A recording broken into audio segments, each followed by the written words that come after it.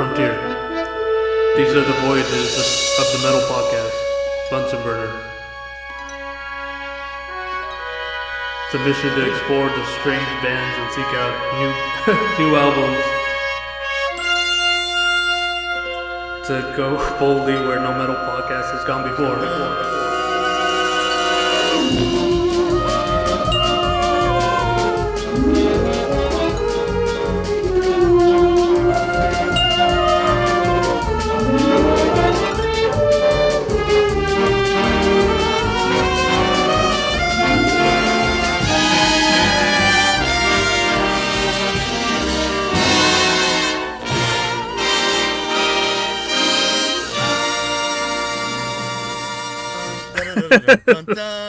Why didn't you call us the USS Bunsen?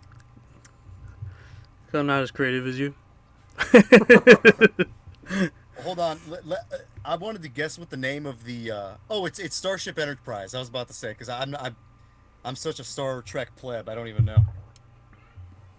But I think that's what it was, right? Starship Enterprise. Mm-hmm. The original, yeah. Right.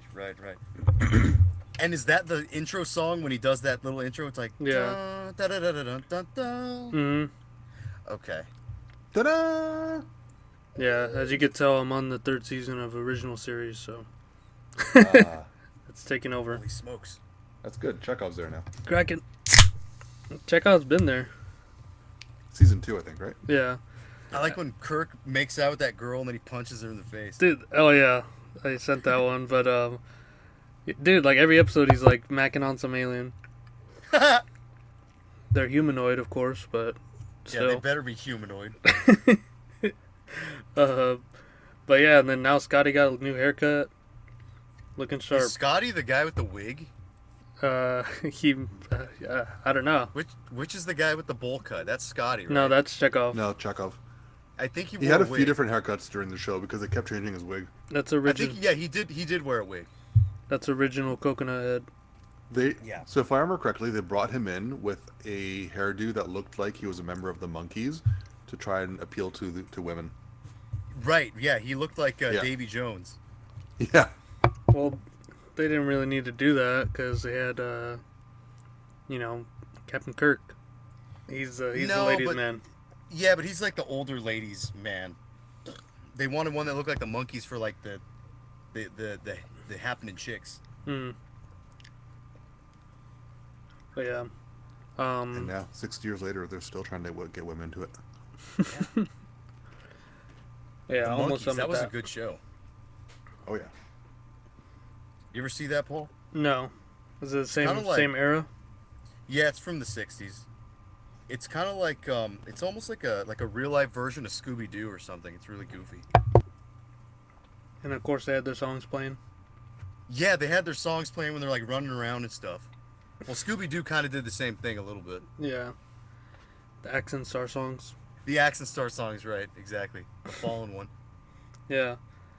But you said you don't have any news, but what happened on Saturday?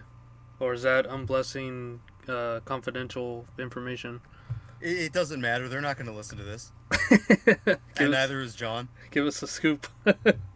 We went over there to record, and we had not had time to go over these songs at all. So we had to go over like a brand new one and basically learn a new song. And we only did one drum track that day. So basically what we Saturday. do at Joe's is like learn the song, record it. That's what you guys did? Yeah, but we just did the drum track. Oh, damn. Yeah, we just did one track. And then we spent more time working on my song. And John wanted to learn that, and he was just kind of learning it. And then we were just sort of hanging out. And when it was just about time to go, this came out of nowhere. It was just about time to go. Somebody's like, all right, so when are we going to meet up again? And Black Josh is like, it's like, not Saturday. It's like, I got to watch Royal Rumble. And I think that like made John snap. He's like, Royal Rumble? It's like, you fucking faggot. He's like, wait. It's like, you come here, you're not even prepared, you don't have anything ready. It's like, this guy can't get it right. And then Josh is kind of doing the excuse thing. He's like, well, Alex can't get it right. He's like, well, that's not my fucking problem. But and in between this whole time, he's like scolding us. He's like, I'm just talking shit. I'm fucking around. And then he would like start up again, and it would happen like 3 times like that in like a 2 or 3 minute span Then of like beratement. he But was he's like, it like was cooler. He's like, it was cooler in your song. That was cool. It was cool. he was like a good cop, bad cop, same personality. Yeah, it was the same guy doing good cop, bad cop. So we need to rehearse. I dare not go back unprepared. Oh yeah. Not after that scolding. Well, when do you guys actually plan on going? So next weekend? I don't know. I think we should hold off we shouldn't do it this weekend. well, you can't because you got the Royal Rumble. Oh right, we can't do it the Royal Rumble. And John's like, Sunday, that's Bunny Day. He calls his girlfriend Bunny. He's like, it's Bunny Day. Well, we got Joey Day, so. Oh yeah, we do have Joey Day. Or Okay, so Metal we're Mentor good. Day. We're still doing music stuff regardless. Yeah, and we got a double header on Wednesday. I think so. Hopefully, I might have to go pick up Alex in Long Beach, but we'll see. No, no plus ones. I don't have any room in my car. If Josh brings his girlfriend, that's like on him. But I can't pick up fucking Alex's girlfriend too. I don't have enough room. I got my car's full of shit. Yeah. Yeah. Well, Possible doubleheader on Wednesday. be It'll be interesting. good to it'll be good to see Joe too on Sunday. Yeah, I've been holding on to his negative plane shirt since I've seen them. So I know you had one. yeah, he wanted me to buy him one, so I was like, yeah, got it. Okay. Yeah, besides that, I don't think I've really been doing anything even remotely interesting besides I had practice and I like went to the swap meet last week, but it's like whatever.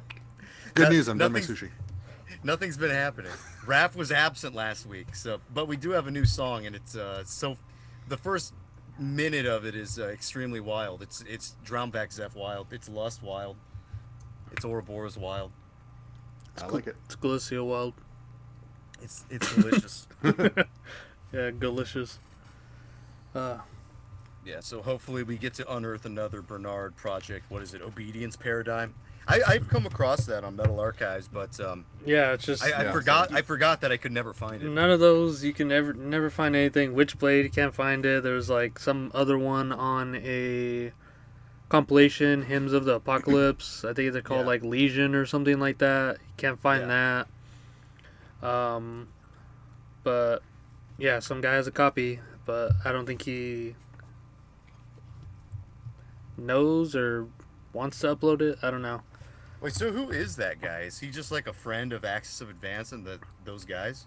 Yeah, so he's like all in the like thank you list of like the Sacramentary and Access CDs that I have. Right.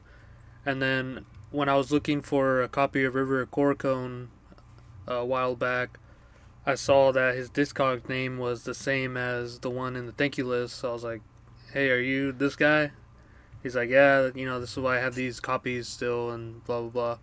And I ended up getting that. Fred ended up getting me an original copy. Gave that one to you. And then Holding now, on to copies is cool. yeah.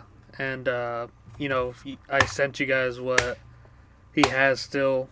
And it's like crazy. Just Sacramentary Abolishment, 2 demos, the Nebulous So- one, and Misanthropy. Yeah. And then he has this band that Jay Reed was in before Cremation called Zero Tolerance. That's nowhere to be found either. That's nowhere to be found. Interesting. Yeah, and then he has like 2 compilations. There's one with like all the Alberta bands on there. Mm-hmm. There's like Disciples of Power and like a bunch of like thrash bands like that I never heard of.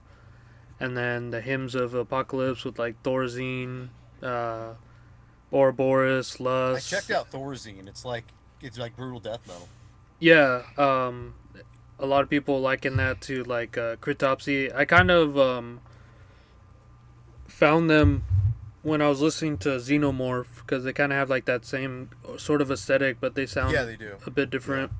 Yeah. But yeah, I was like reminded to check them out, and I put 2 and 2 together that they're like actually from the same scene. So it was cool. Gonna give them more of a study. Can we just appreciate how awesome Disciples of Power were though? That band does not get enough love. mm, no, they're good. I think they're extreme for like the time that they put out shit. It was really early. Even like when they were in the thick of it, like Mechanic Hill came out in what '93, and even that was pretty wild. It was like Voivod gone death metal. Yeah, It was great. yeah, I they're don't know if I've heard that one. I've heard that the one with the power trap. I've heard that, hmm Hmm.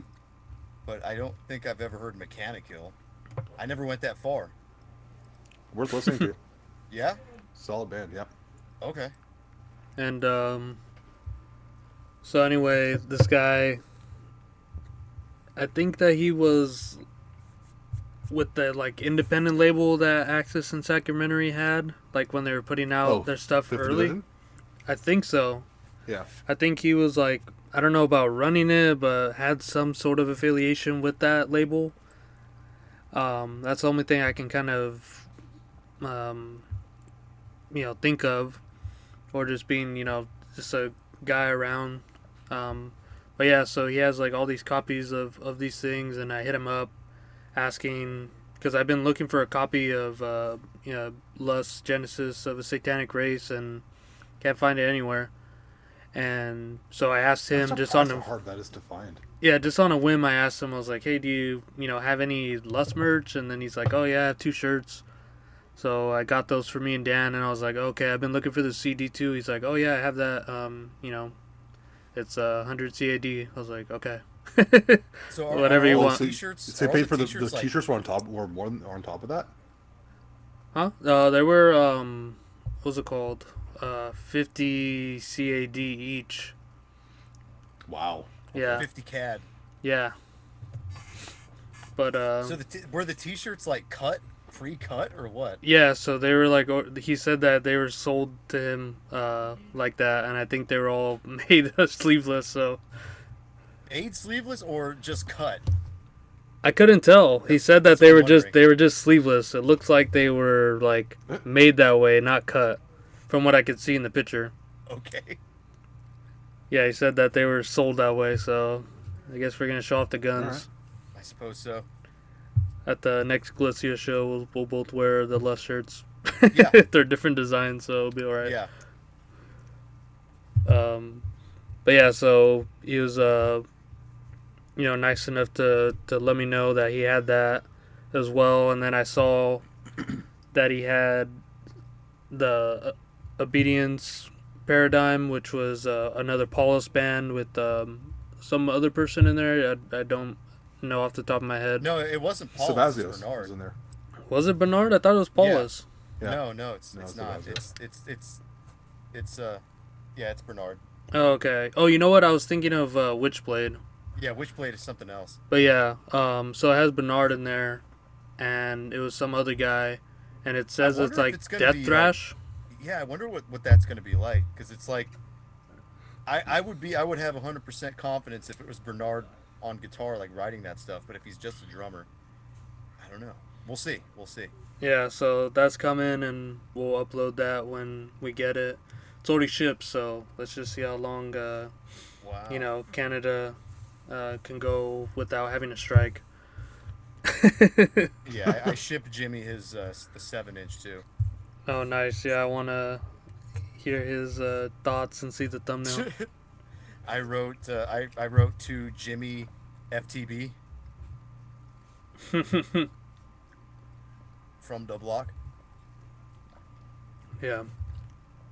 But I think let me get into my pickups because I got quite a few besides what I just said, Oh hell no. and then Fred can get into his because his has a little bit more of a better backstory. All right, so we got a spoiler last week. I picked up that Terror Squad, the wild stream of Eternal Sin. Yeah, that got there quick. Yeah, I got there within like the next day. Didn't that happen last time you ordered something from Japan? This one wasn't from Japan. This was from the U.S. Yo. But I did get their second album, the Chaos Dragon Rising from the UK, and then that one Right. came really fast too. Oh, you got that too? Yeah, I like it I when still people have a copy of send that. out stuff. That's pretty cool when they like when you buy something and then they send it. yeah, they just do it. They, the agreement. Yeah, I really like it when you buy something and then it's sent to your house. Yeah, and there's no lag, Yeah. and then it's like even a tracking number. But yeah. So the thing is, I checked because it was from the UK, so the shipping was a little more. So I was like, all right, let me see what else I can throw in there, and they had the that band, the Cult from the Pits. Cunticle? Yeah, the Cult. Oh, Oh, them, right. Yeah, so I grabbed a copy of from the Pits. They had that listed there too, and then I got a copy of the second Butterfly Temple album. Oh, cool. That's a name I haven't heard in a while. Butterfly Temple. Yeah, it's like sick ass Russian experimental like pagan shit. Yeah. The guy who introduced this to me, Bears on the Terminus Discord, likened them to like a Russian Psy. So I was like, okay, I need to check them out. Which album did you get? Their second one, The Wheel of Chernobog? yeah. I don't know So if I've ever heard this band. yeah, they're really good. They got an interesting look. They look Russian. Yeah, and then the next albums, which kind of kicked off my search for more of the Canadian stuff, was I was looking around for Ouroboros, Spear of Destiny. Saw it on eBay. Same guy was carrying Blood Revolt and Doctrine, so I got those for relatively cheap, from what I could see. That these go for, because I know the vinyl on eBay is like fucking $200 for Spear of Destiny. And then I haven't seen any CD copies, so I just saw this for 30 and grabbed it. So got some pretty good stuff, and then more on the way. Moron. Man, Butterfly Temple's a name I haven't heard in ages. Yeah, I've just heard them like late last year, mid last year, and I was like, yeah, why not? Let me just grab a copy of this because I saw it with the Chaos Dragon and Cult releases. Yeah, might as well. Yeah, and yeah, I really enjoyed that album a lot, so I was glad that they had that one because they have a huge discography. Yeah, they do. But yeah, Fred, let's get into your pickup and story, which is kind of relevant to what I was talking about earlier. Yeah, a little bit, I guess. It's kind of a weird one. I was just cruising eBay for shits and giggles, and saw a copy of the Osculum Infame from France, double LP, Dornu Foglith, the original pressing on Black Militia. Is it Black Militia? Hang on a second. This is gonna bother me. I think it is. Yes, Black Militia. And I clicked on it because the price was, I mean, it was expensive, but not gouging. And I saw it said like 20 sold. I'm like, what? Who has 20 copies of this fucking double LP? And I messaged the person selling it. I don't know if it was a guy or a girl, but took a sip. Beautiful girl. They Beautiful said, yeah, it was the the guy who ran the label passed away in 2000, and it was this person's brother. Yeah, it's a big And they RP. had, yeah, and they had the copies of the double LP left that they were selling on eBay, and they were saying, they had numbers in this range and that range, and the ones from this range they're keeping because their brother is the one who numbered those in particular. And I'm like, all right, cool. And They also mentioned that anyone who bought a copy of the Osculum in Fame would also get a copy of, or they were also sending a copy of the other vinyl release he did on Black Militia, which is Svartsen, the Tormentor EP from '98. It's a 7-inch. Why does that I'm name like, sound so familiar? Are they Swedish? they are, and they were on a split with Arcanum, which I think is where a lot of people know them from. Um, Wait, I how mean, do they're you pretty spell good in their own right, Spart? but Svartsvin. Svartsyn. Oh, Sin. Svartsin. Svartsin. Oh yeah, yeah, yeah, yeah. Which is the one that's famous? The Split. Split with Well, I don't Arcanum. know if it's famous, but I think a lot of people found out about them through the split with Arcanum. Yeah, Chaos, Svartamar, and Skinning the Lambs is the name of the split. Don't know why, but I have heard them because of their 2000 album. I have that on my iTunes for whatever reason. I just have that. I thought you were about to say, don't Yeah. pronounce Arcanum like that. Oh, I wasn't Don't gonna do say. it. Why would I? Don't pronounce Arcanum like that. Like, man, that, get sassy. Get sassy for real. that don't sounded aggressive. Don't do it. Don't. No, I know His Majesty from Svartson somehow. Yeah, I mean This they're almost not seems an like a unknown band that no band, one ever right? talks about. Say what, brother? They're not an unknown band. Like they're fairly respected. They're on. I don't know if they still are, but they have some releases on Norma, Eva, blah blah blah, whatever that label's called. Okay, what's on So, there? I don't even know. oh, they had like Funeral Mist and Deathspell Omega and all sorts of other bands like that. Oh, they have that Icelandic band, Misming, Oh, yeah, yeah. Cheat and Blood, Funeral Mist, um, Deathspell Omega. These are all bands that I'm not super into. Maybe that's why it didn't seem too familiar. Sure, but I mean, like they're not an unknown band, so I kind of knowing thought they them. were an unknown band because I never heard of anybody. I only heard somebody recently say the word Svartsvin. I think the black metal guy like said the name on his show last week, and that's like the first time I think I've ever heard anybody say the name Svartsvin. Well, And now this is the Now second time. Fred brings it up. You know, birds of a feather, a black metal feather. So, anyways, so I I found out that's how they got all those LPs. So I'm all right. That's pretty cool. So I decided, what else do they have listed in their eBay stuff? And they didn't really have much else listed, but they did have these the Osculum and Fame LPs in small bundles as well with some of the other stuff that I guess was from the guy's collection. And I'm scrolling through it, and one of the bundles it just says Osculum and Fame LP plus 2 7-inches. And just as I'm scrolling past it, I also see the word Lust. I'm like, wait, what? And I go back and it says Lust Demo.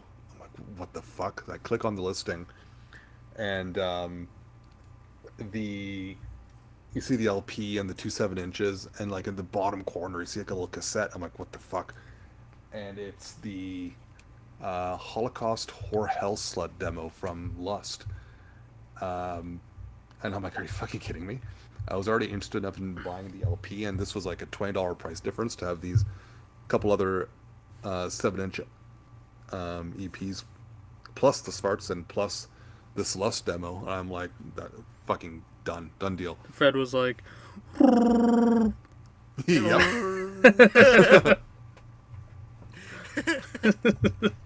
So Broken that arrived washing today. machine Chewbacca hybrid. Yeah, so that package arrived today. The Lust demo looks fan fucking tastic. The Osculum Fame LP is brand new. It's never played. It's a beautiful set. And the 3 7-inches. So obviously the Svartsen is in there. Um, like an electronic industrial ambient thing called Funerary Call. I'm not familiar with them. I haven't listened to it yet. Um, the other one is kind of a grindy death metal band called Subsanity. Um, and they're American. This 7-inch is just self-titled from '92. I'd never heard it before, but it's not bad actually. I quite like it. I think I shared it in the chat. I don't know if you guys listened to it, but it's 12 minutes that I don't regret listening to. Which one was that? Subsanity. Subsanity. Let me see if that looks familiar. Oh yeah, you just sent this, right? Like a day ago. Yeah, it was like less than a week ago that I sent No, it. Yeah, didn't get to it, but I will. yeah, it's fun. Like it's not gonna revolutionize your life or anything, but It could. it might. I don't think it will, but it's fun. Right. This is the one you said you got on eBay. I remember. Yeah, yeah, yeah. So that was a cool little lot. I might go back to them and ask if they have anything else from Lust hanging around because that'd be kind of cool. They're like, yeah, I got the CDs right here for 50 CAD. It's possible. Uh, no I was pickups for looking you, up. Dan? No, I don't think I've. No, I don't really buy shit anymore. I can't remember the last time I got anything. Maybe the Arcanum LP. That was it. We're just buying our stock for BBR. Understood. Yeah, yeah, exactly. I'm just buying I'm just like paying for CDs. Those are coming soon. The Filigaris album. Next up, Precipice. Yeah, we'll do that very soon. We got to work on like some kind of new layout or something. I Oh, was like just repress of looking the up. CD.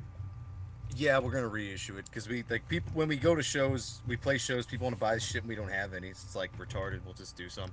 Yeah. We have like our label shit. They're like, anything from what we just saw? No. It's like anything, dumbasses.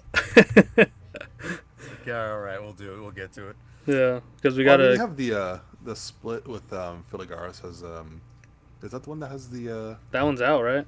Yeah, we don't have any more. uh We do was limited that runs. was that Droom or was that Galicia on that one? I forget which one had That the was Galicia and Filigaris, Yeah. okay, which one had Droom on it? a Chilean band called Occlude. Oh, right. It was a split with them. They were like a kind of old school sounding death metal band, Yeah, no, they were great. slightly I technical. just remember which split had the Galicia, which one had the Droom on it. Yeah, it gets a little bit confusing with like I don't know South American bands. It's not even so much that they're South American bands; that um, they're both great bands, both Occlude and Filigaris. But I'm like, I know they're paired up with one of them. I forget which is which. Yeah, well, Occlude was more of the death metal band, so it made more sense to have Droom on there as like the death grind thing, and then Yeah, fair, Filigaris is fair. like black death. So the first Galicia is like the most sort of South American sounding one. So Hmm. it seemed like a good pairing. Yeah, it makes I sense. was looking up because you mentioned Osculum Infame that you got that. I was wondering if they had members from other bands, and they do. They were in somebody was in Becerra, somebody was in Yeah. I think the vocalist was in Arcan and Faustus, and something that I forgot about. One of the guys is in a band called Bluch Orden, which was like kind of an uglier sounding black metal band. Yeah, they wound up doing a split with Crystal Knocked later on. Interesting.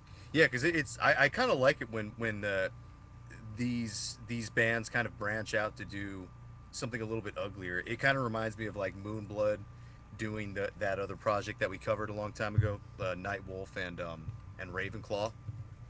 Oh yeah, that was great. Yeah, and it's got really raw production, so it sounds really good like that. Um, it reminded me of a band that we've or like a guy that we've talked about maybe in passing before. I forget this guy's name. He has a band called Goatfire. I think Paul for some reason is Oh aware of yeah, what that is. Yeah. yeah. Why I are have a you Goat aware Fire of CD. what that is? I think I just saw it and it kind of had like a Argus Linty type cover, like a classical painting, and I was like, Yeah. okay, let me check it out. And they don't sound anything like that. Yeah. Yeah. Well, I he's I have almost their like compilation CD, I think, and they're split with I want to say Celestia. They're pretty cool. I like them a lot. yeah, he seems to be kind of like another one of these like solo artists. We're almost like Grouse and Kite or something, but he's Italian because he's in quite a few bands. Mm. Um, one of them, because I know this guy did run a magazine. I have one of his old fanzines. I forget the name of the zine. It actually might say on his Metal Archive. Oh, Hellflame. Hellflame is the name of the zine, and I have one of them. And they interview Axis on it, and he was like asking about his band. He's like, "Do you like Martial Might?" He goes, "Yes, we like Martial Might, like the the tactic, and he goes, well, what about my band? He goes, that too. Because yeah, we like that too. But yeah, the Marshall Might, that project that he did is like war metal, but it's sort of in this uglier, riffier side. That's pretty interesting. They have a demo called Death Hammer in 2000. It's kind of reminded me of that. Checking out that Blue Orden. That's something to check out. I think Just because might have to cover you something mentioned with it, that guys one day. just because you mentioned zines, I will point out the biggest weakness in my knowledge of metal is zines. I know nothing about zines. I know a tiny bit about zines because I have a pretty good sized stack of old fanzines like under my nightstand. Nice. Yeah, I got So I nothing. yeah, I think I might have an issue or two of Metal Legion in there too. Nice. Yeah, little. I like checking those out sometimes. They're not that great when it comes to reviews or interviews. They're all kind of like a Except for lot mine, of them right? are. What's that? Except for mine, right? Except for yours, that's true.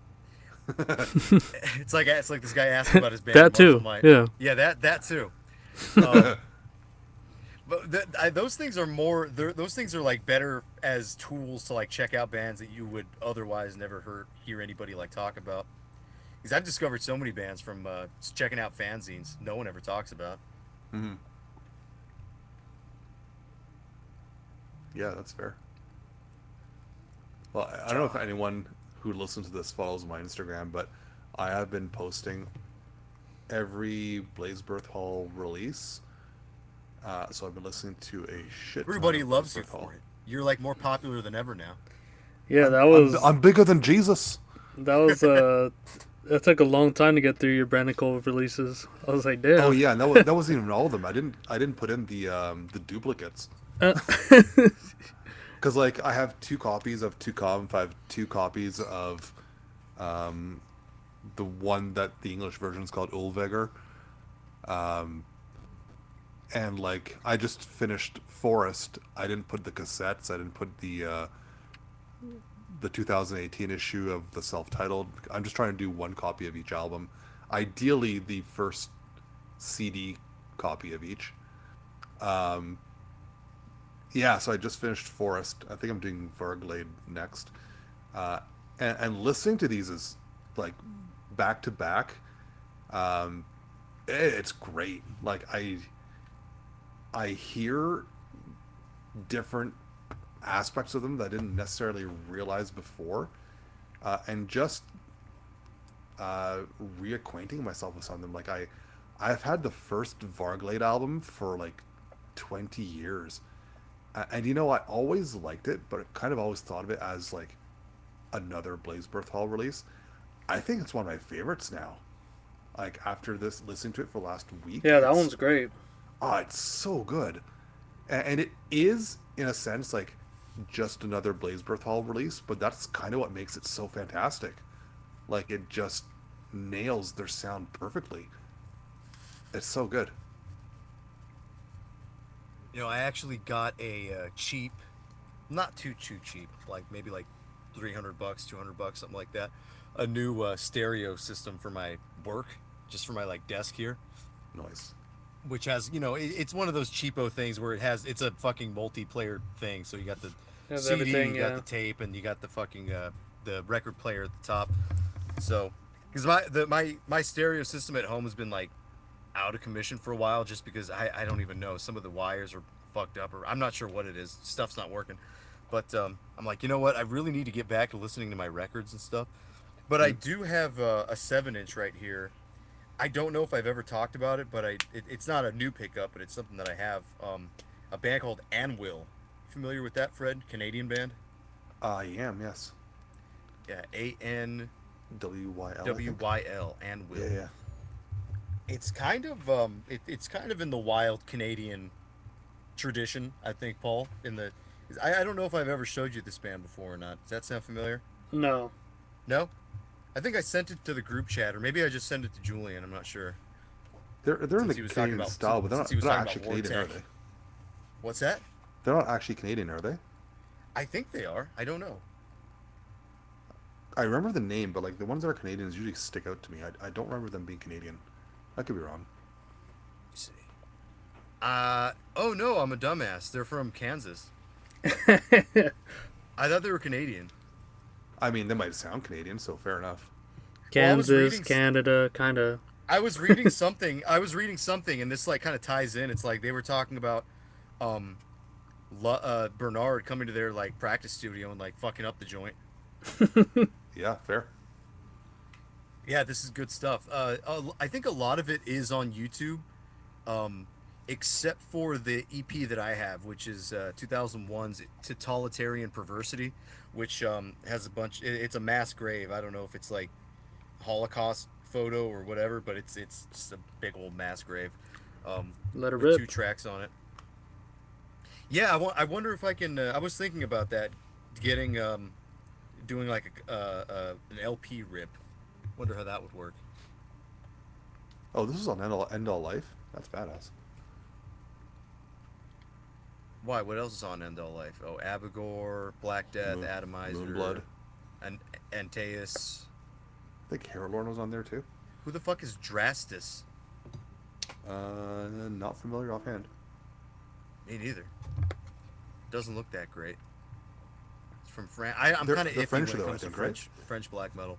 Yeah. Sorry?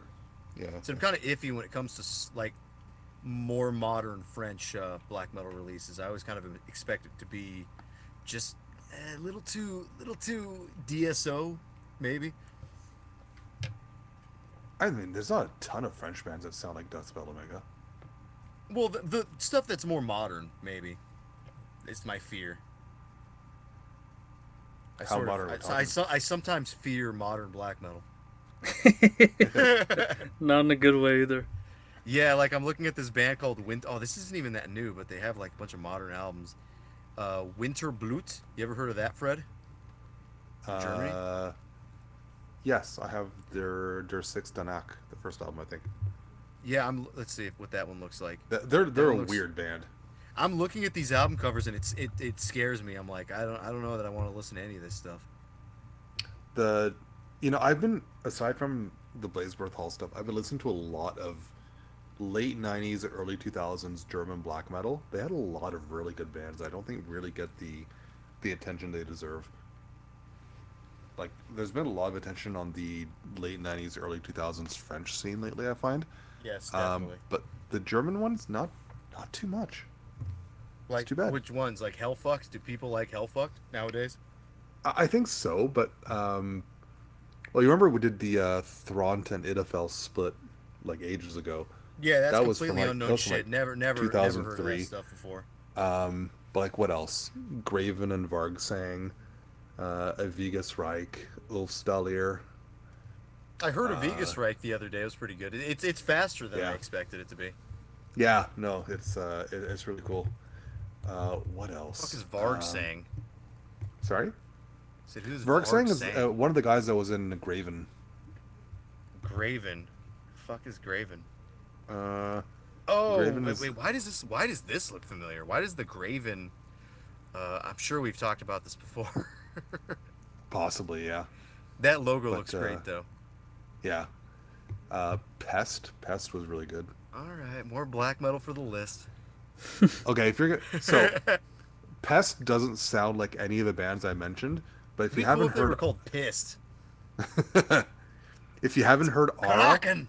that is one of the best German black metal albums ever. Which one's that? Aura by Pest. Oh, I have Otta.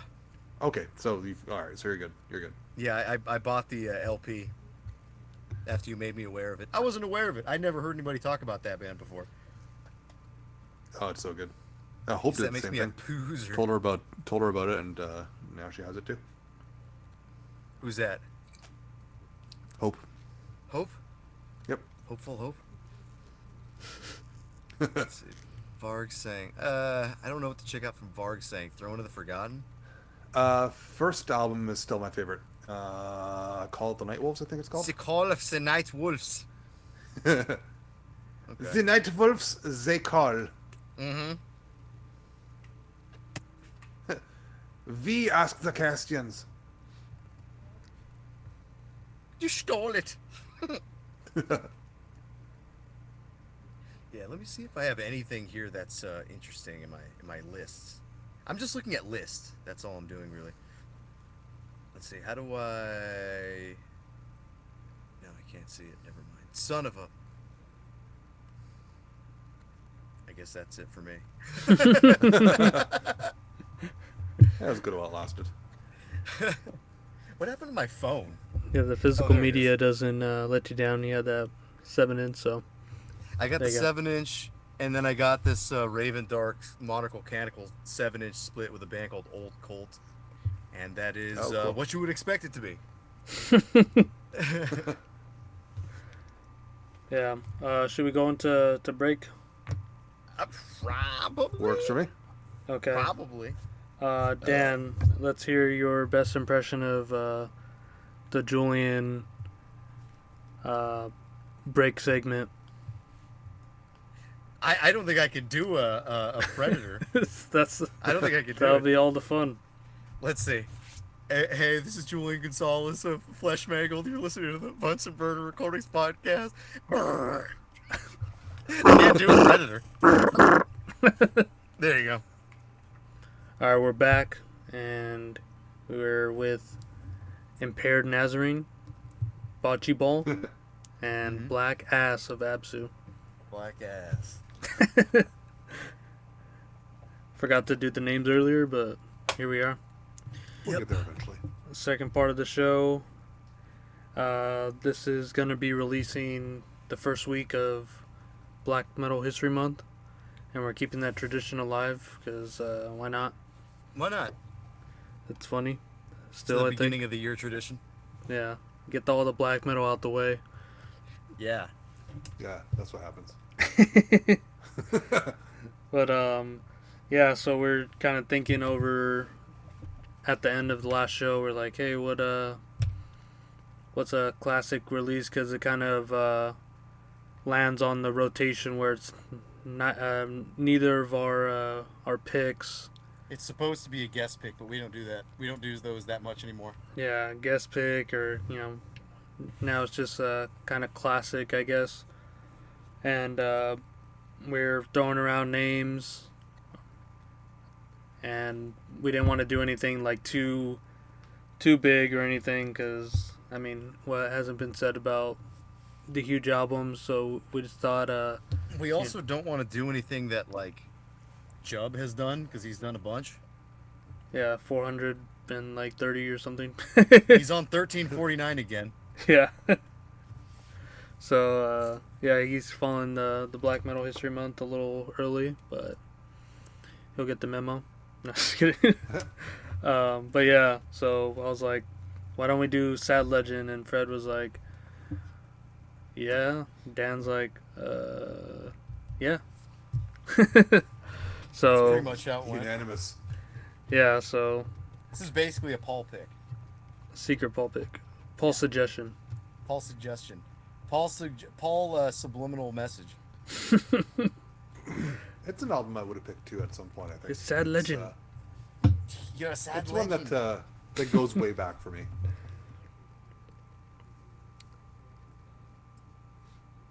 How back? How far back?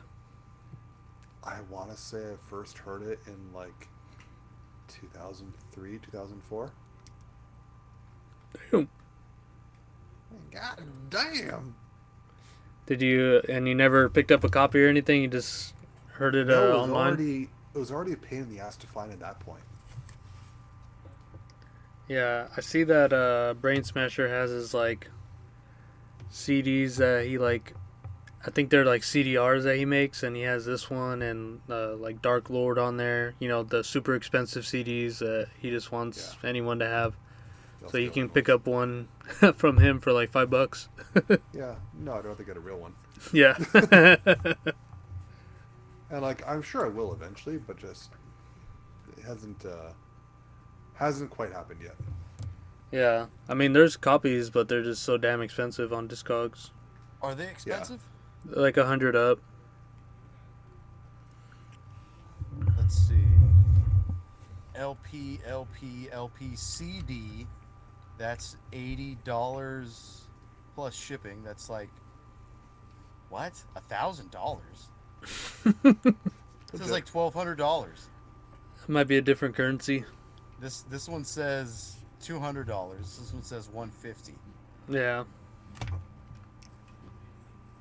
One for 150 is in South Korea. Yeah, that's the thing too. They're all like overseas. But yeah, so this was just a album that I came across maybe like 10 or 12 years ago. Around the same time I found out about Hakuja, which is a Japanese one man band. Mhm. And, you know, these guys are Korean, same thing. I don't Just kidding. recall Paul ever talking about this band before. Yeah, I don't think I've ever brought them up.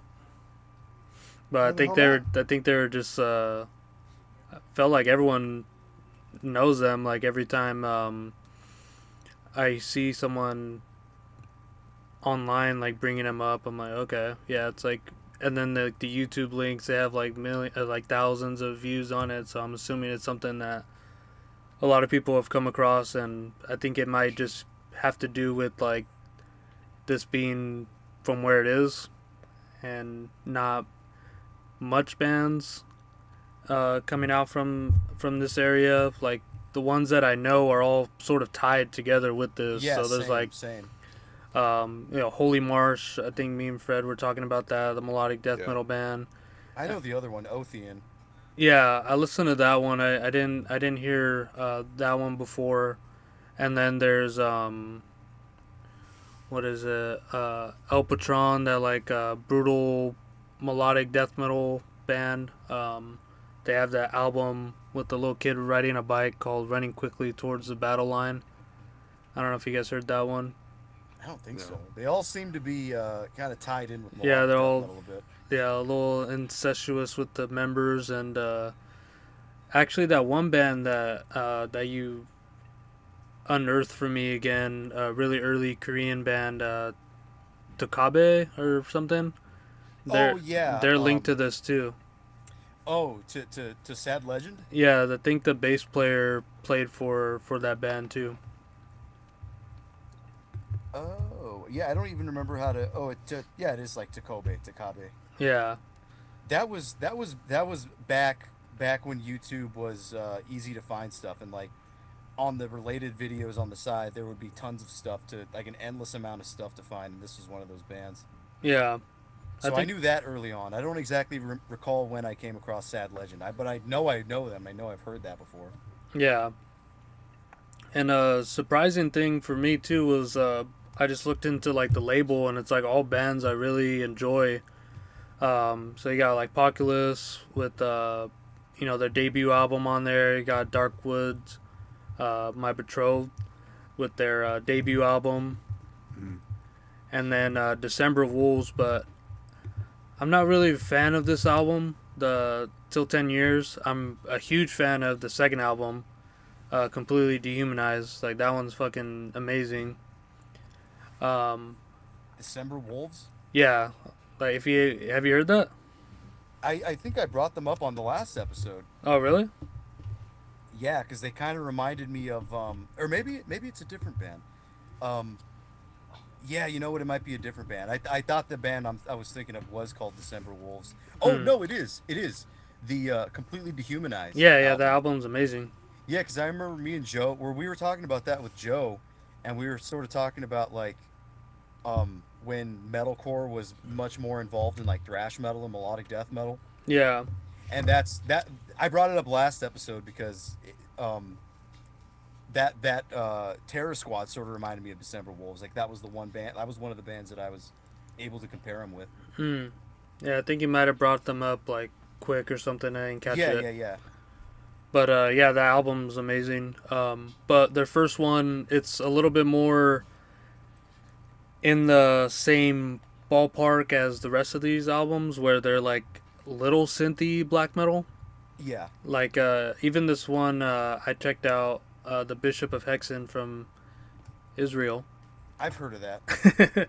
I yeah, they're like the same thing, and They're fantastic. I love that album. yeah, that first album's really good. For a long time, that was the most expensive album I ever bought. That makes sense. No, just kidding. That does make sense. But yeah. So how much was that? It wasn't that much, relatively speaking. I think it was like 120 Canadian with shipping. But when you're in university, that's a lot of money. Yeah. But yeah, I was getting at this label kind of had their own like sound that they're going for, which was like this weird pagany um symphonic black metal, but it was like pagany in a like in a different way other than uh like Norse like what you would normally associate with, except for like Dark Woods My Betrothed. Like Paganism from the east. yeah. And yeah, so when I found that out, I was like, oh, yeah, they fit right in with this label, and I believe the guy who runs the label did the artwork for the album from '98 for Sad Legend. I think that's Oh, like cool. his only association because it is a label from Korea or South Yeah. Korea. So What, Hammerheart? yeah, Um, and it's very fitting name for the sounds that the album releases that they have. Not to be confused with the Hammerheart Records from Netherlands, I think, because Yeah, there's two different Hammerhearts. yeah, that's what I was thinking of. I'm like, wait, what? Hammerheart Yeah. Productions. I've seen the one of the Dark Woods My Betrothed album covers, the Witch Hunts. I think I've seen that before. I don't recall if I've heard it or not. The first album's great. Yeah, I don't know if I've ever. I probably never heard that one. But yeah, so there's a ton of connections with the label and also the band members that it's all things that I really enjoy. So of course I'm gonna like the sort of tying connection here, which is Sad Legend, and I believe that this is a band that has the main guy Nama doing like drums and vocals, and he's also doing drums in like Holy Marsh, um, and Othean. I've seen live clips of him playing drums, like and doing vocals. Yeah, and I think yeah, he was doing the drums and vocals for like the main releases, and then when it came to their like comeback album, The Revenge of Soul, that's when he took over the complete like writing and guitars and keyboards and stuff. And if you guys haven't heard that second album, it's almost like it's like that same formula but like pushed like times five with the more like folky pagan elements. Like there's a lot more like clean singing and Yeah. softer parts on there, but like the It's, core it's really black good metal too. music is like right on the money with the same album or with the first album. Like that's actually an album that's like I think it's over 10 years, and it sounds like it's like could have been released within like 2 or 3, minus Yeah, I production and all that. But don't know if I've ever heard this one. It's really good. yeah, I still prefer the first, but it's solid. yeah, it's not, definitely not like definitely doesn't top it, but it's like a great sequel. Like it Have you doesn't heard the disappoint. Have you heard the EP that came between the two? No, I think I only heard the promo. Um, oh no, you know what? Yeah, I did hear the EP with the black cover. Yeah, yeah. That one is fantastic. Not as good as the debut, and it's a little less furious, shall we say? But it's so good, especially the second track on there, whatever the hell it's called. It's fucking awesome. Very theatric, I think. Yeah, and I'll say like this has like a sort of not like gothic feel, but more of like a operatic feel with like Hmm. the clean vocals that come earlier in the album because it kind of like Yeah, fades away towards the end, and then this is like very guitar oriented music. Not so much like riff wise, but definitely like with lead sections. There's really like doomy passages that really carry uh, like that just catchy melodies that can just get stuck in your head. Like with the second song, I think like that one just like is so great. And I believe the last track with the like epic like I think like 2 minute outro of like just like this clean eruption going Yeah. on is like really I quite a like that clean crescendo. eruption. Yeah, it's quite a crescendo for to send this off. But yeah, they kind of play in between like fast sections and then these like really slow emotional, not like depressive, but definitely like melancholic um, guitar leads. The drumming's great on here too. Mm. And for this guy to be, doing vocals and have like such great patterns while, keeping the beats and driving the songs along is like, it's really great. What'd you think of this when you came across it, Fred? It so this was a period in my life when I was just trying to find more black metal, and I kind of just entered in random words into Google to see what the Really? results would be. Um, and this one, I don't remember what I searched for it, but it came up. Sad, And sad black metal. Sad ass black sad metal. black metal. Sad legendary black metal. Sad legendary black metal. Oh, sad legend. It's funny because I don't remember where I found it specifically. Like, Party wants to say on ANS.com, but I'm pretty sure it wasn't on there.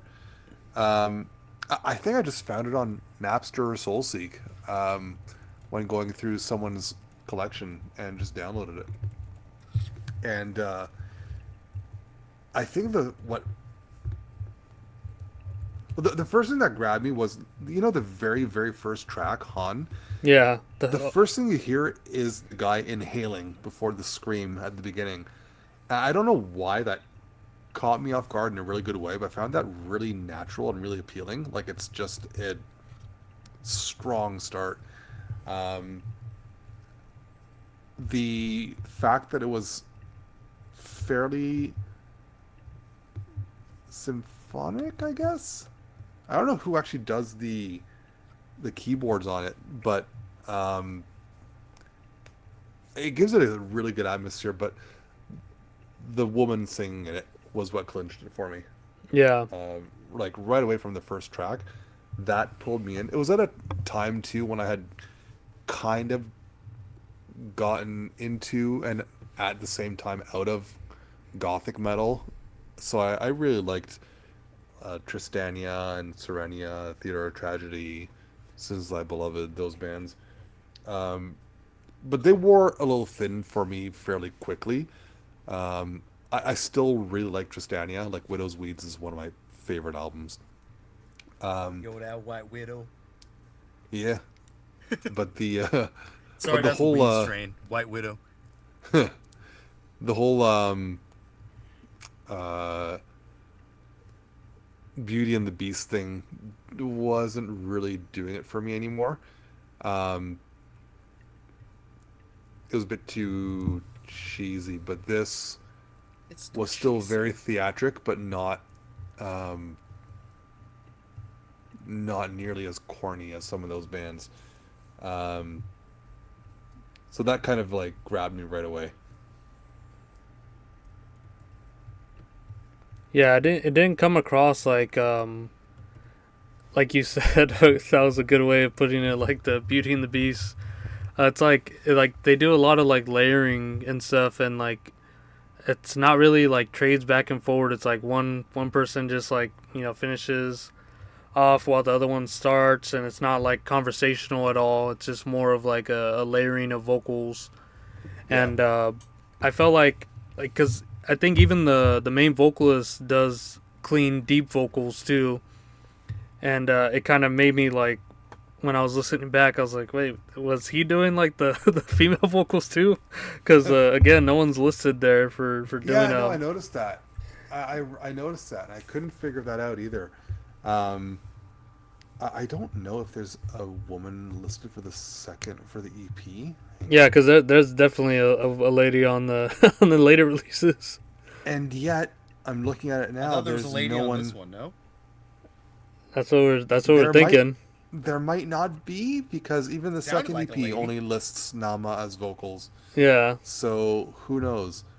But That's impressive if he did the lady vocals. like right? Fenris. Yeah, good old goat I want lord. to do that one day.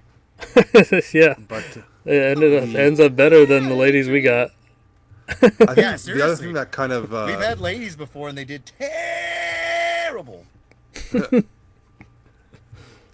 other thing that kind of interested me on this was again with that first track. It's just called Han, Han, and I wondered what that meant.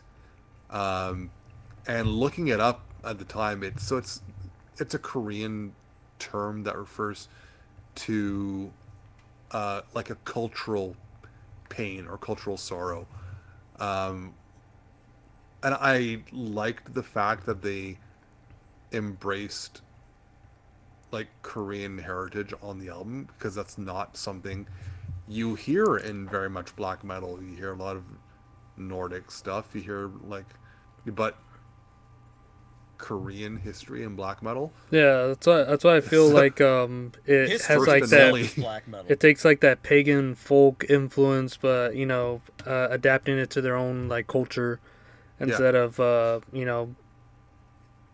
I guess I think they're like I read somewhere that their lyrics are like about the like colonization of Korea from like the Japanese and like using them as like like human experiments and, and shit like that, and they're just like sad about that.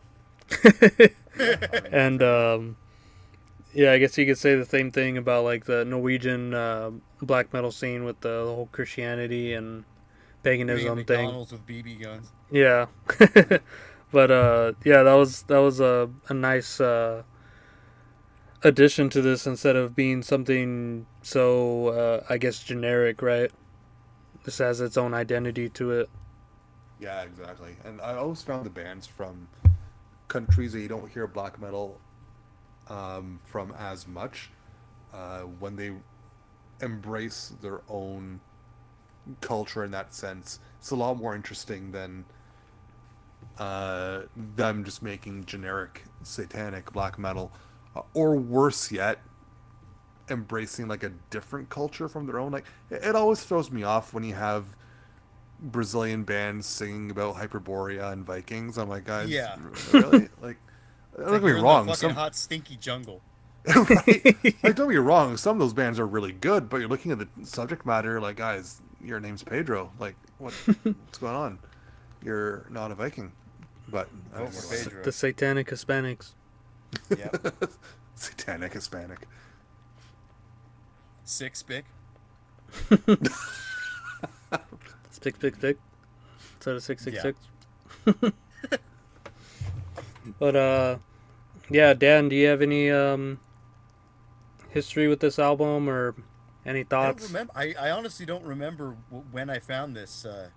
It it because we looked it up and we're like, okay, Shove hasn't done an episode on this band, so we can do it. Because we did look at he didn't do an episode on Sad Legend, did he? Nope. Oh. I can almost swear that I came across Othean, which is related to this band somehow, maybe some members or something. I could have swore I got it from Radio Free Innsmouth years and years ago, but I could be wrong on that. Honestly, yeah, I have no idea when I came across Sad Legend, but I have heard this album. I've it's I know it's sort of an like a cult classic. Re-listening to it now, it does a little bit more. Well, honestly, it's not very riffy. I'll say that it's not atmospheric in the way that most European black metal bands are at all. It's like it seems to be tremoloed chords, like pretty standard ones, with melodies behind it.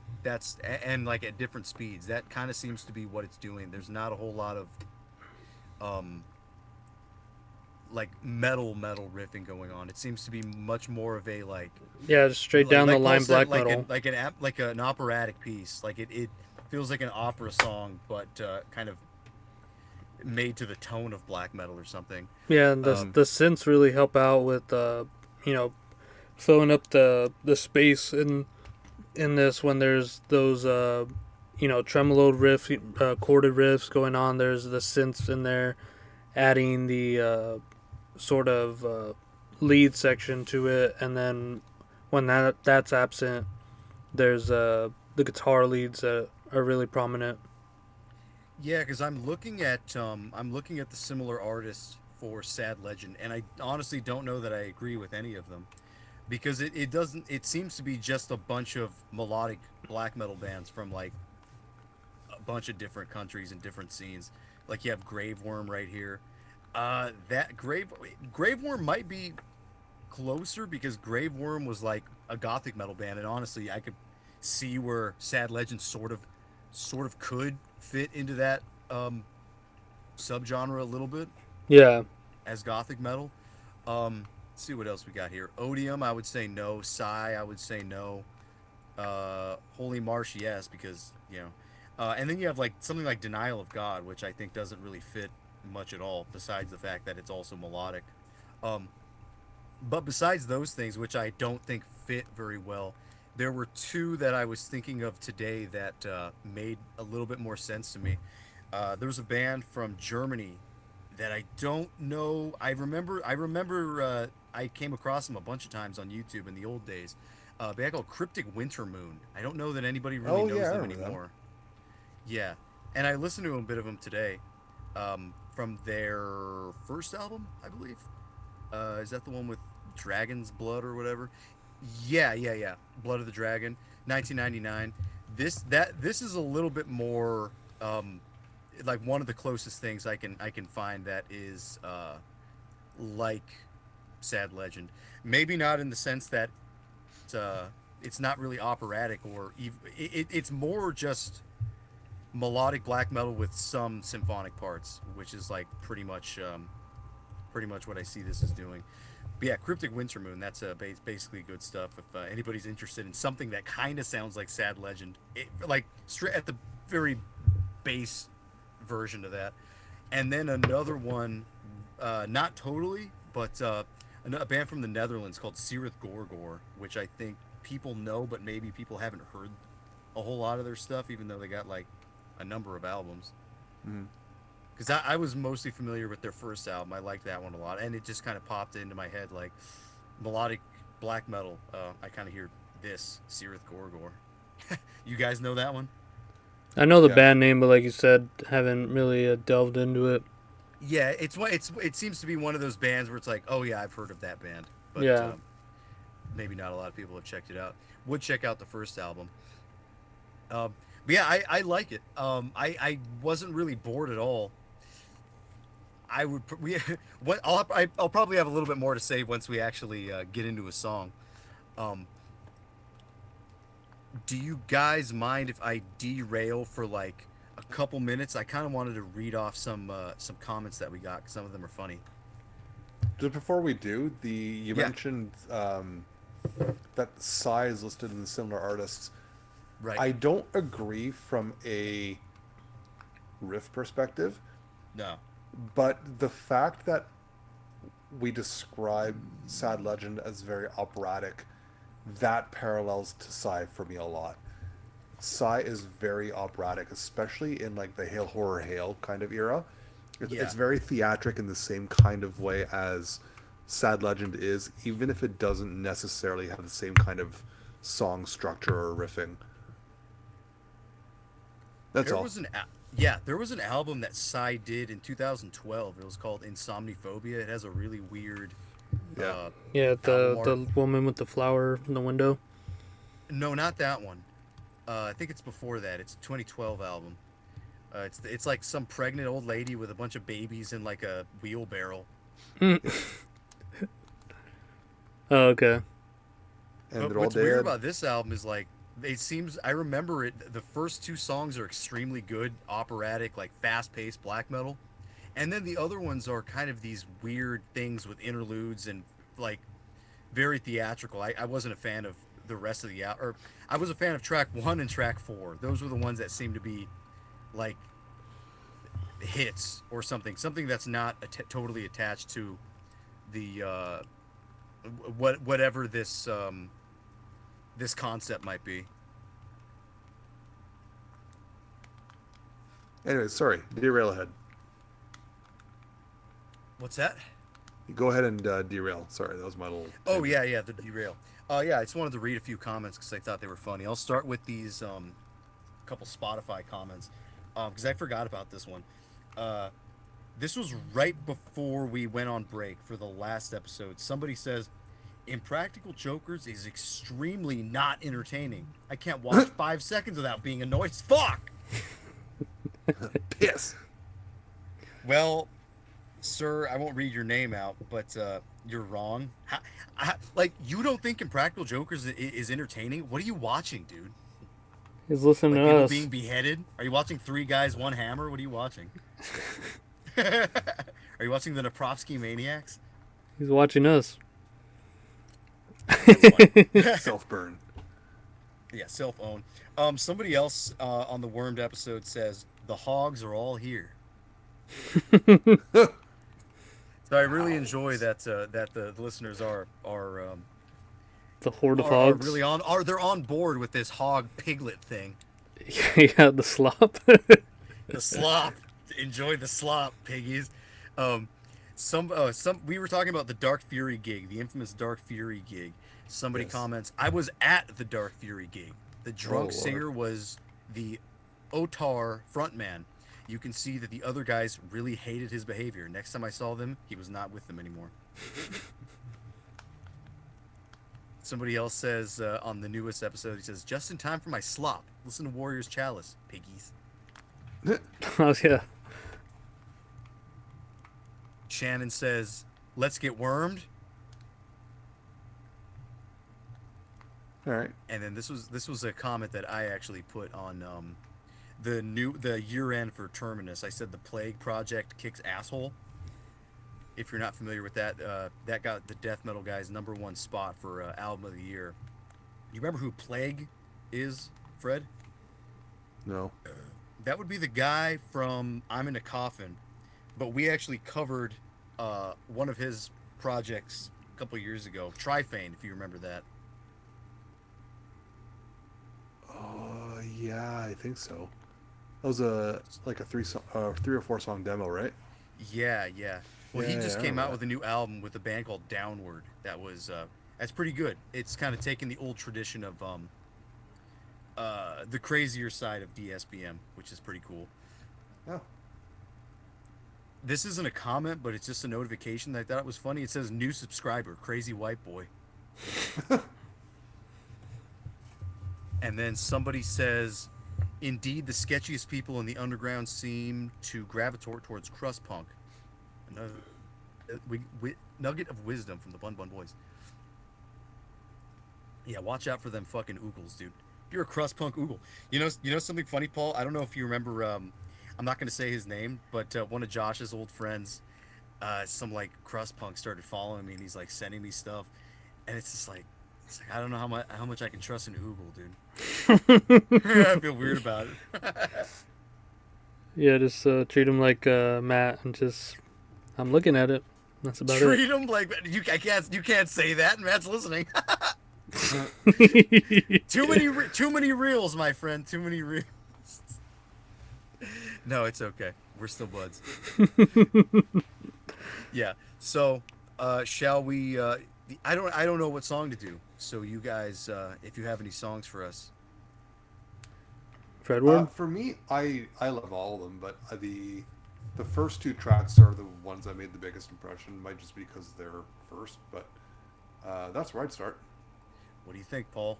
One or two. Yeah, those are very strong songs. One or two? Let's get into song 2. Yeah, agreed. versus 1. So I feel like 1 takes a little bit of time to actually kick in. It's sort of a slow start. Yeah, well that one's like crazy fast start and then it goes slow, yeah. Right. Well, I mean, as a starter, Yeah. starter song, it's a bit slow. Yeah, because they just like go fast up front and then it's like slow until the very end. Okay. Yeah, it pretty much is. But this one's just has very catchy melodies throughout it. Still has a little bit of the operatic singing and clean vocals throughout it. This one really sticks in my head, especially after hearing it after this last week. So we'll listen to Dawn of Despair and we'll be right back. Somebody says Korean Cradle of Filth, amazing.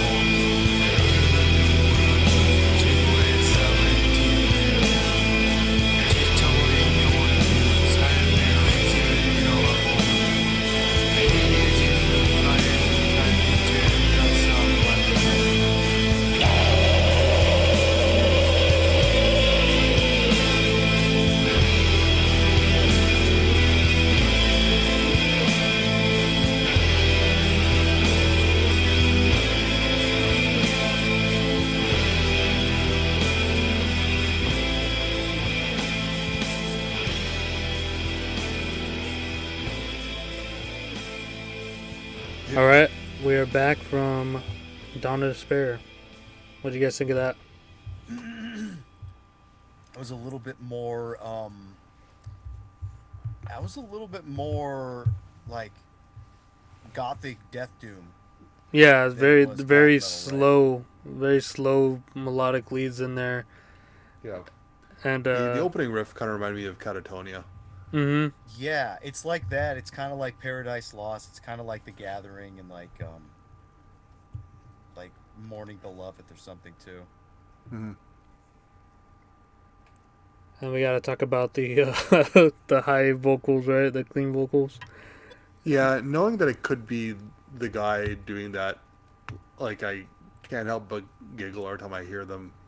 I mean, they sound great. Don't get me wrong, but Well, like no, when you sing songs that are sung by girls like the Cranberries or something, don't you do the girl voice? All no. my dreams. You don't do the girl voice. I do the girl voice. Maybe it's just me. Or what's that one? Teenage Dirtbag. 'Cause I'm just a yeah. teenage Or what? How did that dirtbag main part go? baby. Which one? Like you.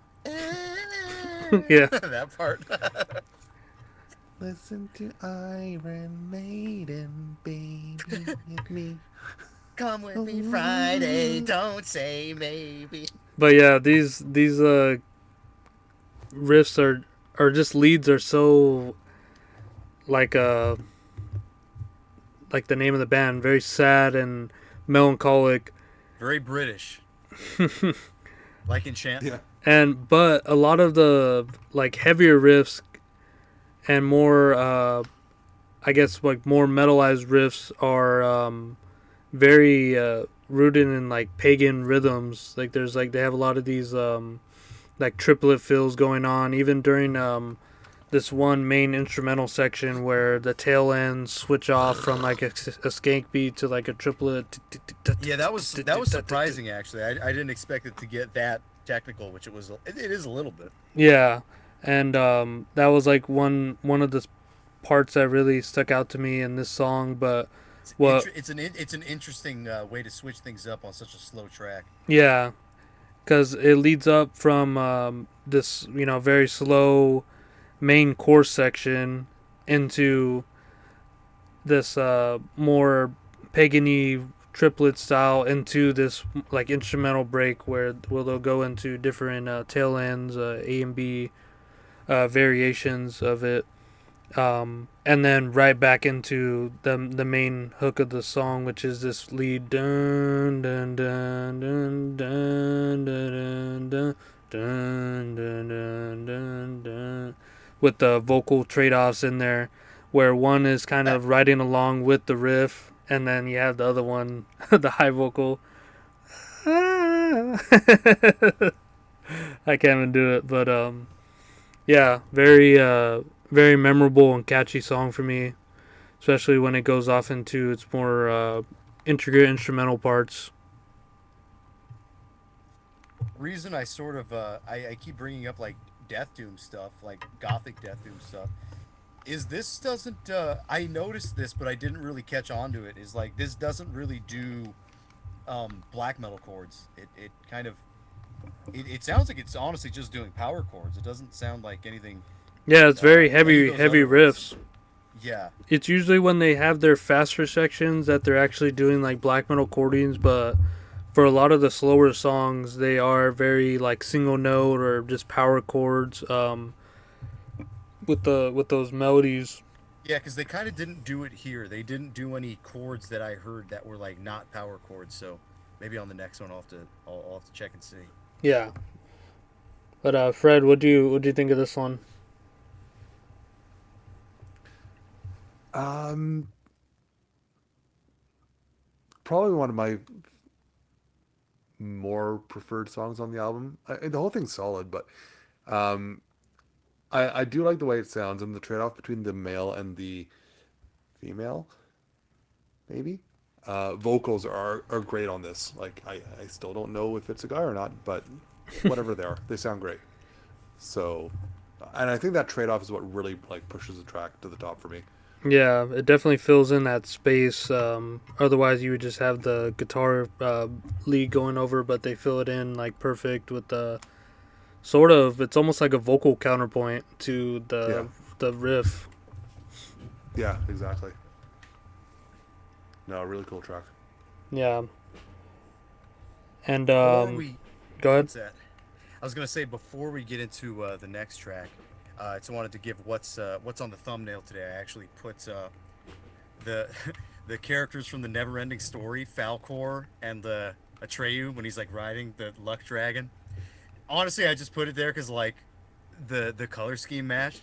But I remember Julian sent that post, the movie poster in the chat, and it's like the castle, and he said that's the shop. I'm the old man. Paul is the fucking rock guy. Diana's the princess, and Raph is the guy with the racing snail and his like nice ass whip. Joins the little goblin man, and then Rob is Atreyu, and Falcor is the bus. Rob on the bus, which is very funny to me. Yeah, but did you have any other particular songs that you wanted to do, Fred, or is it all for me? Um, Can you read it in Korean when you say the song title? I'll yeah. try. Okay. All right, let me. I do like how the next track, Nocturnal Cries, the opening to it kind of really feels like Gehenna, like second album era Gehenna. So that's kind of a cool one. Um, I think it's Reincarnation's really cool too. Yeah, that was Um, gonna be one of my picks. Yeah. the whole thing's great to be honest, but yeah, I'm fine with any of them. I was gonna pick Reincarnation and then the last song, so I think it might be a little smoother to go that route, All right. and it will change up the pace a lot with this next one. So it's gonna be Reincarnation, and that's Sonio Hanasange. We'll be right back.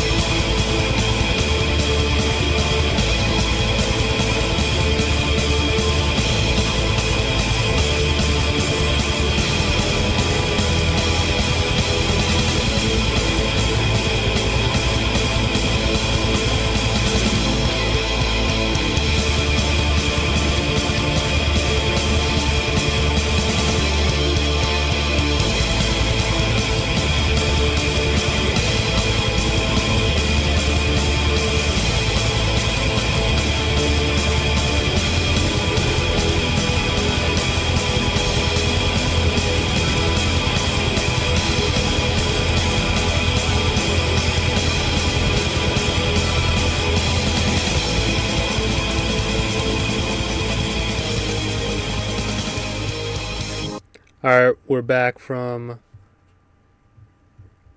the sixth song, Reincarnation. What do you guys think of that one? Definitely a change of pace. The ending's a bit abrupt on that, isn't Yeah, I think it's supposed to just like go right into the next one. Dun, dun, it? dun. But even then, the next one like starts with piano, if I remember. Yeah, It's very abrupt. That I think that could have been a bit better. And there's the slower part near I think the middle could probably be a little bit shorter. But generally speaking, really solid song. yeah. I think like the beginning where it was like very thrashy, like motifs with the like power chord parts. Dun, dun, dun, dun. They play that part after that slow section in the more tremoloed single notes, and I think that's just like a really smart way of calling back to those sections with playing them in a different sort of form, but still have that same sort of aggressiveness with it instead of being power chords. Now it's like single notes, melodies along with it. I thought that was really stand out of it, especially with how fast this goes. Yeah, those Thrasher parts are really good. They're I wouldn't say out of place on the album, but they don't happen very often, which makes it that when they do, you notice them that much more, right? Yeah, because I feel like they're mainly at home when they're very slow and like almost contemplative. And I was reading along to the lyrics here, and it was basically about these people going to some grave of a little girl and going back to where she was, from, and just seeing like her place in ruins, and just saying like, damn, like, she's dead. Her place of she called home is like no longer there. Like no one's gonna remember these. No one's gonna remember her or her like origins Man, after these she's guys must be dead. fun at parties. Yeah. You can see why that girl's contemplating on that tree after these lyrics. Very sad. But yeah. What do you think of that one, Dan? I think this is actually a bit more impressive, kind of when you take into consideration what year it's from, because that ending part with all those like single note pagany fast parts that Paul was talking about, Yeah. it reminded me of the first Falkenbach album, especially like particularly the first track. It's called Goudralag, and that has a lot of the same elements in it.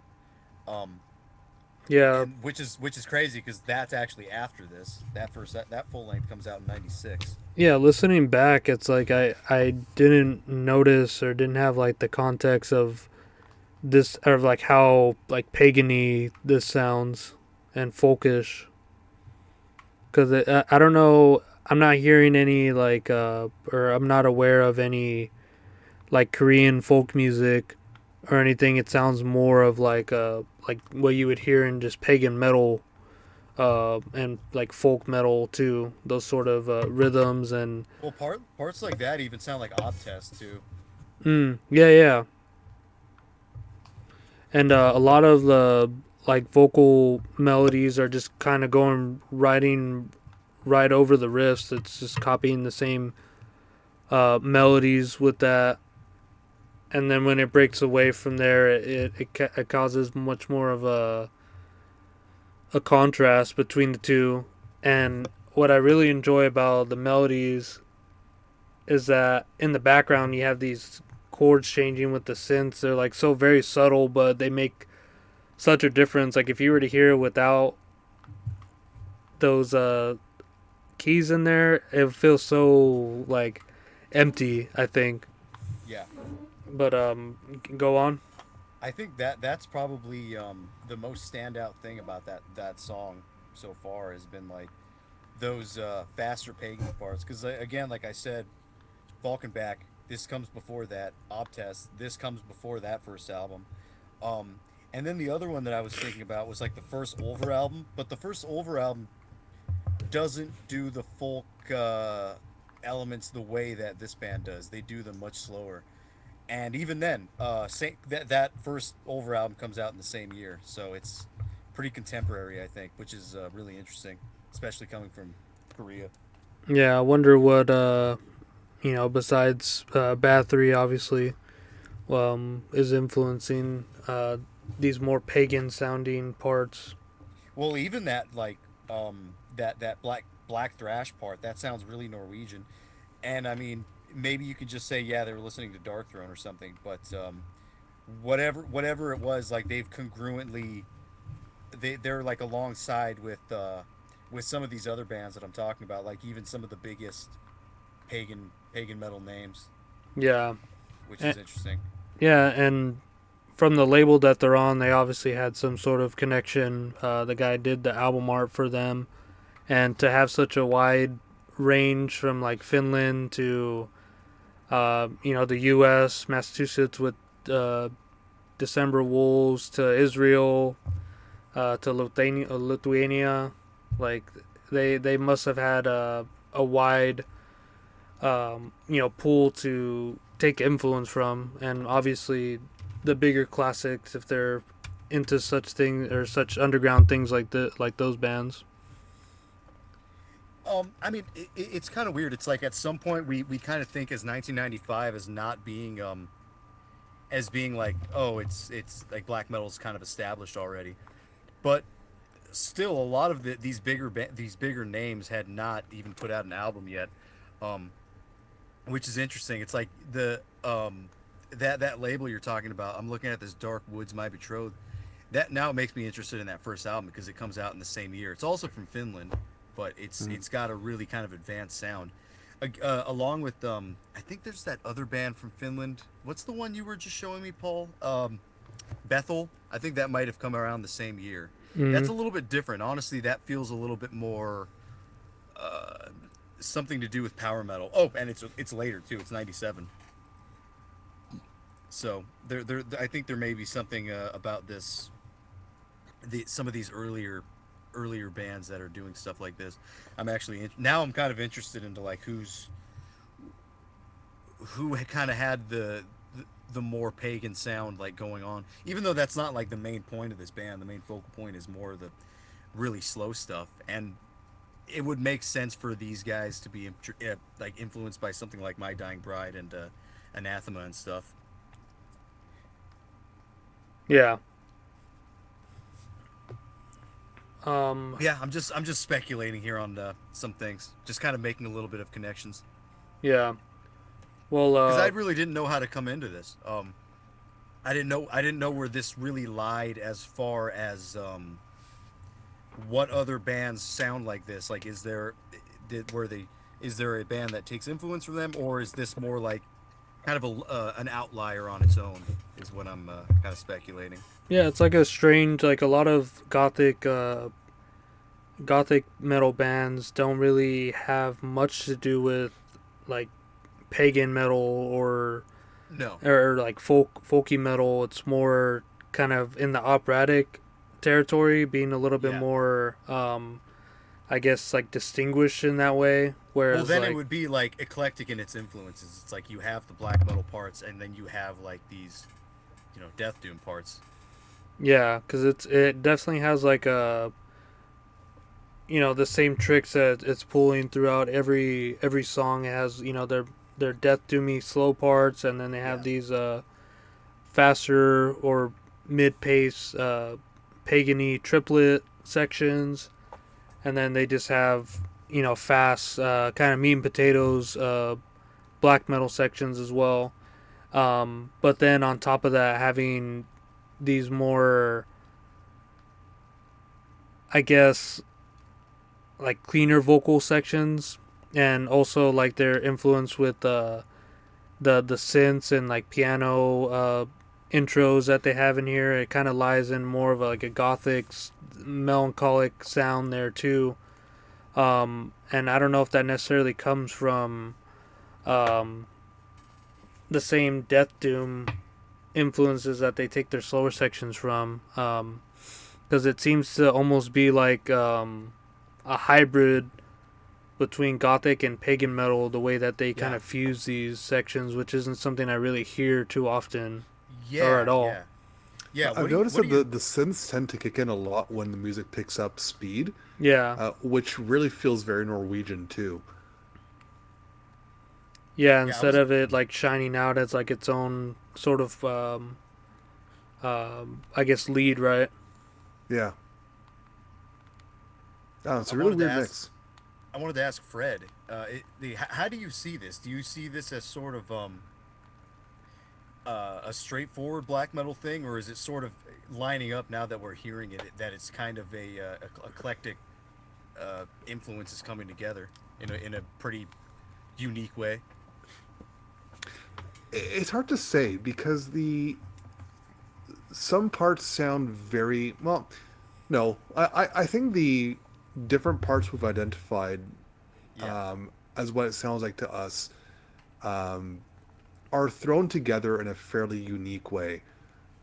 Like I don't remember albums that mix that kind of gothic sound that we hear on this at times with a very Norwegian sound at times, with a very doomy sound at times. I don't want to say this doesn't sound like anything I've ever heard because I've heard things that I've heard the different elements in this before, but the way they stitched them together, they had something a bit more unique going for them. it kind of doesn't feel like it's stitched together though. Like when I heard this, it didn't really stick out to me that I was hearing anything that was like eclectic. Like, oh, here's this part, here's this part. Everything did sort of make sense to me in a way that I think just shows that the songwriting is really good. Yeah, well, I didn't mean stitched together as a derogatory term. Just No, I know. I'm just kind of putting that together. Yeah, because the way that they have these motifs played in different varieties and styles that they're comfortable with, it just shows the sort of complexity and high brownness of their songwriting. Because just in this last song, we heard it being played as like a thrashy riff and then played into these single note melodies that I brought up. That was like really cool to hear. mhm. Because they could have easily went into like another riff, but to kind of reshape it or put it into like another box um, was just like really impressive to me when I first heard this. Yeah. But Rap said his finger hurt. yeah, he hurt his finger somehow. He works with his hands, so Do you guys ever get like those weird like kind of ingrown nails in your fingers and then you get like a fucking infection on the side? Yes. mm-hmm. Dude, I have Well, that not right now. It infection, but fucking like it gets hurts. red and irritated, right? Yeah, it's like red and puffy. It's like and it fucking hurts. Well, I don't know why that happens. Like I didn't do anything. Like I literally didn't do anything. He did something. can you riff though? That's the thing. I I keep like grabbing things and I'm like, ow! It's been happening all day. Yeah, I hate that we shit. we got 2 days. For the yeah, Yeah, my suck finger it to up. go back to normal. Yeah, but Yeah, yeah. let's get into this last song here. Take that, you commie butthole. It's gonna be A Funeral in Solitude, a 7th track, and That will sounds be. sounds intense. A funeral sounds in depressing. solitude. Well, yeah, it looks like the album cover. No, they're just gonna die right there, and no one's gonna be there. So, sounds depressing. Let's just skip it. All right, final thoughts. No, just kidding. All right, we'll be right back.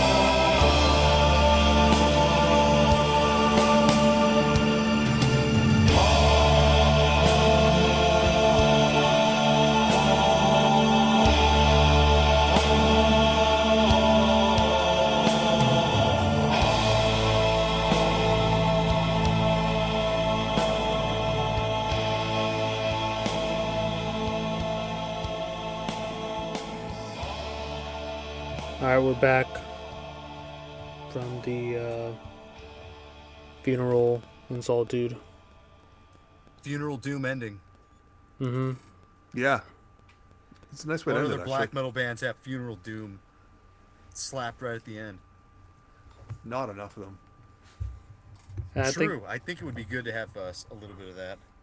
yeah, and I think the songwriting in this one was kind of, they like went to the middle and then they started over again. It was like ABC, ABD, and then Funeral Doom ending right at the end. But It's that called perfect structure. yeah, that first three sections, especially with the C section where it goes into this extended guitar melody lead section back into the first, was just like such a great like reset to go back right into the beginning, and then the second section was like like just such a simple rhythm, but to hear it in this context is great, and to have those sections within the same song that ends this way is like, it just kind of shows the sort of reach that this band had and what they are capable of. But what'd you guys think of that one? I love that it has like a Norwegian black metal riff, just like smack in the middle. Yeah, It reeks of Gorgoroth to me, and I really like that. It's like the ending of a Gorgoroth song. Um, This guy sounds like the ending Terminus this, comment section. Gorgoroth.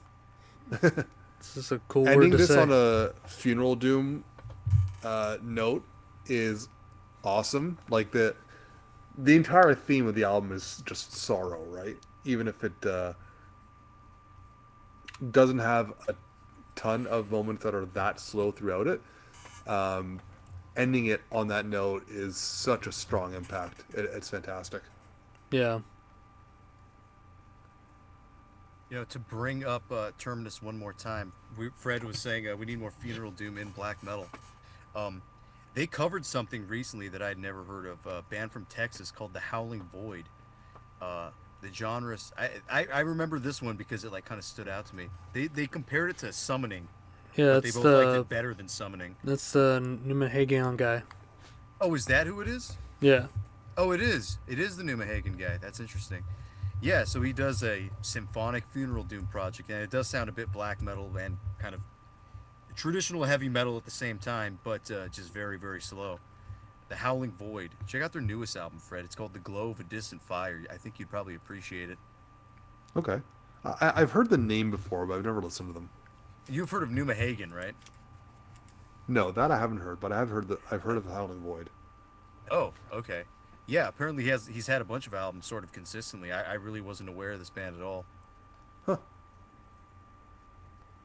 Yeah, on Solitude Productions out of Russia. And I'm looking at this. A lot of this doesn't Solitude really look Productions. heavy They lore. put I out know this band. That's weird. they put out the funeral album, I think, a while ago, and some of the Catacombs stuff. from Yeah, they Norway. do a lot of The funeral from Norway. yeah. They put out, I think it was the one that was uh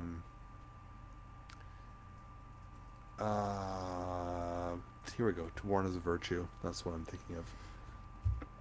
That one is kind of an odds and ends. Um, but they also reissued this Catacombs, Echoes Through the Catacombs. That is one of my favorite funeral doom projects. You guys heard Catacombs? I think so. In the That's depths not of the like sludgy project, is it? It might be. I don't know. I don't think so. This is the album In the Depths of Arlia. Oh yeah. Yeah, it's classic. I don't know if I know this one. Oh, it's so good. Okay, check it out. Very Lovecraftian funeral doom. Mm-hmm. There's a band here on that that Solitude Records, the Russian one. that I recognize. A band called Heavy Lord, which is a funny name. Stoner Doom Sludge, their first demo, The Holy Grail. I think the song that I remembered like finding on YouTube was called Baphomet's March, maybe. And I think I mistook the or like I misheard the lyrics because the riff was like dun dun dun dun dun dun dun dun dun dun. But for whatever reason in my head, I always thought that he was saying in the closet behind the didgeridoo. That would be a good lyric. Behind in the closet behind the didgeridoo. It's like giving you the directions to something. To your weed stash. I think you need to write that. In the closet behind the didgeridoo. Yep, that's the song we need to hear. Hi, didgeridoo player.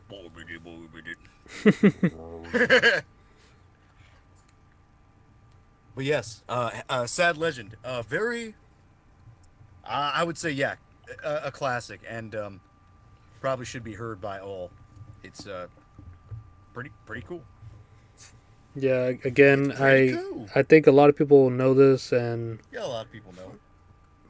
But But- if you don't, What are you doing with Check your it out. life if you don't? like and subscribe. yeah, lady. But yeah, I don't see many people bringing it up or talking about it. I think it's just more of like a token South Korean band versus like just a good band on its own. Yeah. I get that. It's like, oh, I like a band from like every country. Here's this one. I feel like that. I feel like that kind of is part of the thing, though. It's part of the image, part of the it's part of the allure a little bit almost. I feel like it would take away something if you didn't say they were from Korea. Yeah. Yeah, because this is very, very early on. I don't know if there is any bands before this doing something like this from there. Don't know. Never 'Cause never did the Metal Archives advanced search. Don't know. Yeah, because again, this is same members in a lot of the bands I do know from Korea or South Korea.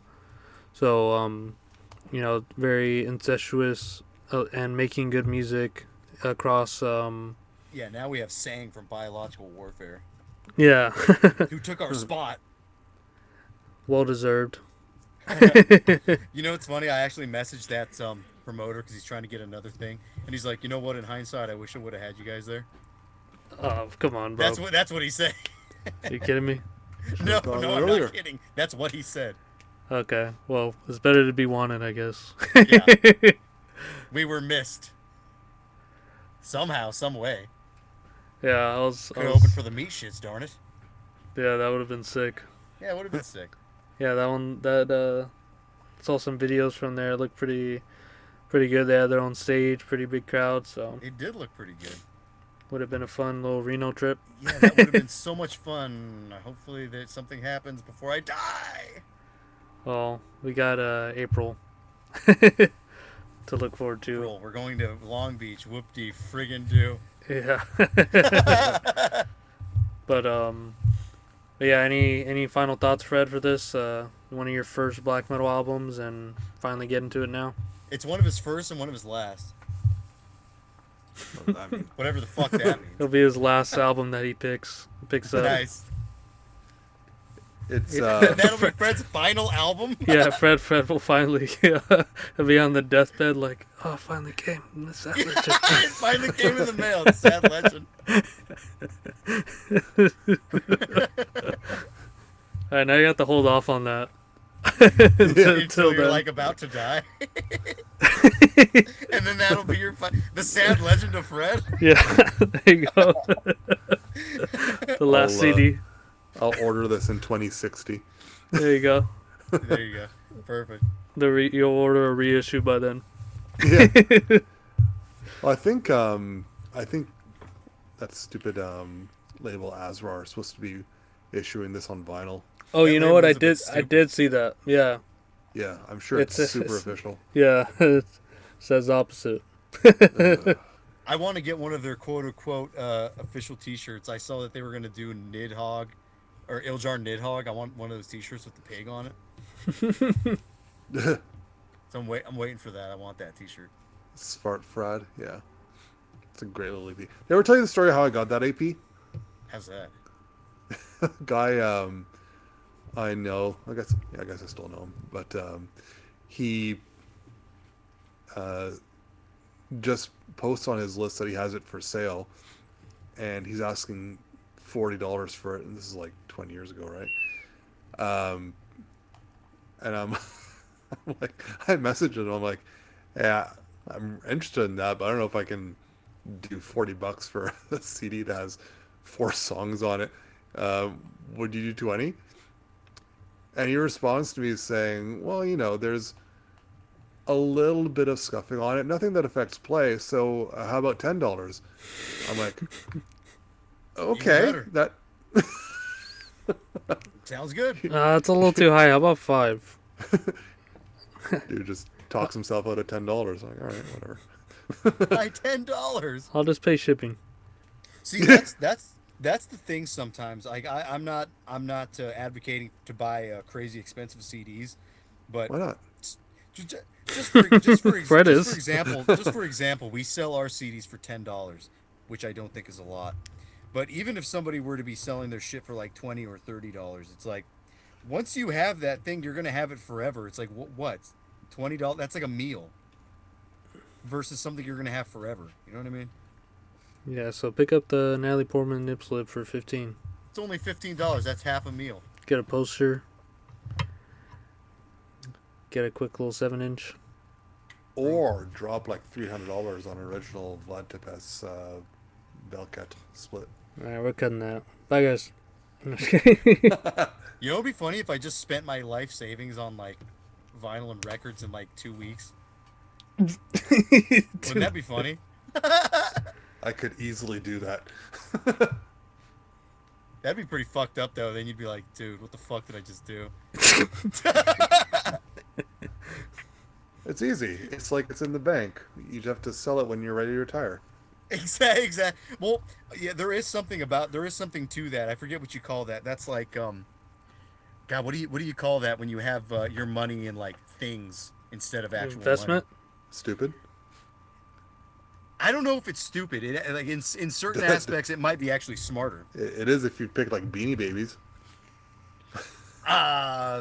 Yeah, I don't know. I don't recall if I ever had any Beanie Babies growing up. But I never I know people have spent like a shit ton of money on Beanie Babies. Shit, I'll make my own Beanie Baby, dude. The piggy babies? Yeah, Bunsen Burner Recordings. We're gonna start selling our own little butt babies. Piggy babies. Pig babies? The piglets? Get your pig, babe. Get your piglet. Get the piglet. It's like Chris Barnes, come get your car. Be like, come get your pig.